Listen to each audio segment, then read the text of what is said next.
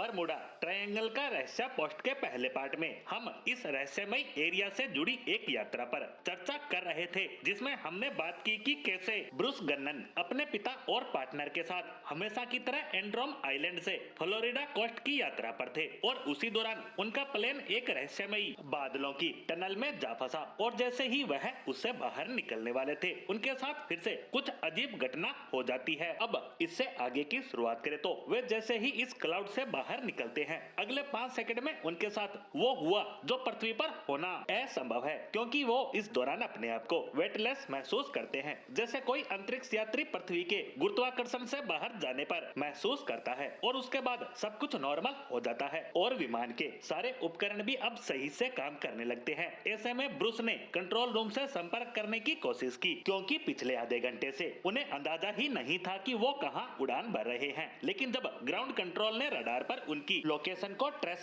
करना चाहा तो उन्हें यहाँ कोई भी प्लेन नजर नहीं आया। कुछ देर बाद ग्राउंड कंट्रोल ने उन्हें वापस संपर्क कर बताया कि वो उनका एयर स्पेस पार कर मायामी के एयर स्पेस में जा चुके हैं। लेकिन ये कैसे हुआ, क्योंकि ब्रूस को अपनी इस यात्रा में 400 किलोमीटर की दूरी तय करनी थी, जो कम से कम 90 मिनट में तय होनी थी। लेकिन उन्हें तो अभी उड़ान भरे 47 मिनट ही हुए थे और उनके विमान की मैक्सिमम उड़ान की रफ्तार 290 किलोमीटर प्रति घंटा थी। यानी इस प्लेन से 47 मिनट में 400 किलोमीटर की डिस्टेंस तय करना पॉसिबल ही नहीं था। ऐसे में एक बार ब्रूस को भी लगा कि शायद ग्राउंड कंट्रोल की टीम से कुछ गलती हो रही है, लेकिन अगले कुछ ही मिनट में उनका यह वहम दूर हो गया, क्योंकि उनके सामने मायामी का एयरपोर्ट था। फाइनली उन्होंने एयरपोर्ट पर लैंडिंग के बाद जब अपना फ्यूल चेक किया तो उनके एक बार फिर से होश उड़ गए, क्योंकि 400 किलोमीटर की यात्रा में जितना फ्यूल खर्च होना चाहिए था, उसका आधा फ्यूल अब भी प्लेन में बचा हुआ था। यानी ये प्लेन असल में 200 किलोमीटर के आसपास ही चला था। लेकिन अगर ये आंकड़े सच थे तो एंड्रोस आइलैंड से मायामी एयरपोर्ट तक वो कैसे पहुंचे, क्योंकि इस दौरान समय भी कम लगा और 200 किलोमीटर का फ्यूल भी बच गया, जबकि उनके बीच की दूरी 400 किलोमीटर थी। ऐसे में ब्रूस ने इसके बारे में कुछ विशेषज्ञों से बातचीत भी की जो